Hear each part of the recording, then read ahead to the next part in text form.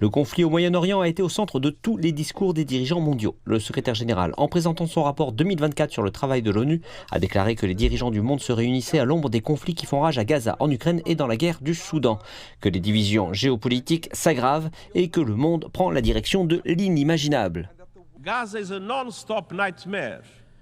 Gaza est un cauchemar ininterrompu qui menace d'emporter toute la région avec lui. Ne cherchez pas plus loin que le Liban. Nous devrions tous être alarmés par cette escalade. Le Liban est au bord du gouffre.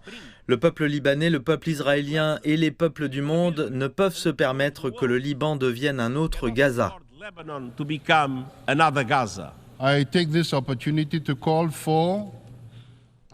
Je saisis cette opportunité pour appeler à un cessez-le-feu immédiat à la guerre entre le Hamas et Israël, à la libération inconditionnelle des otages et pour que toutes les parties respectent le droit international, y compris le droit humanitaire international, et œuvrant à une solution juste et durable fondée sur la Charte des Nations Unies, les résolutions pertinentes et le droit international, garantissant la dignité des Palestiniens et des Israéliens.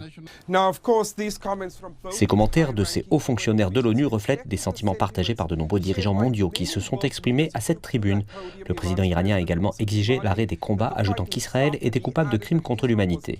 Le président sud-africain a déclaré que les tourments de la population de Gaza se poursuivaient sans relâche.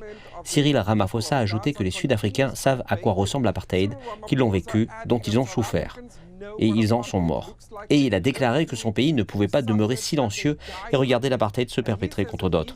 Et alors que les chefs d'État et de gouvernement se réunissent ici, l'appel à la désescalade dans cette région résonne très très fort. On s'attend à ce qu'il s'agisse d'une réunion de haut niveau avec des ministres des Affaires étrangères et des présidents qui devraient être présents. Une fois de plus, des appels à la paix et à la désescalade ont été lancés. Mais si le Conseil de sécurité est dans l'impasse sur cette question en particulier, nombreux sont ceux qui pensent qu'il pourrait s'agir d'une nouvelle réunion sans aucune action concrète.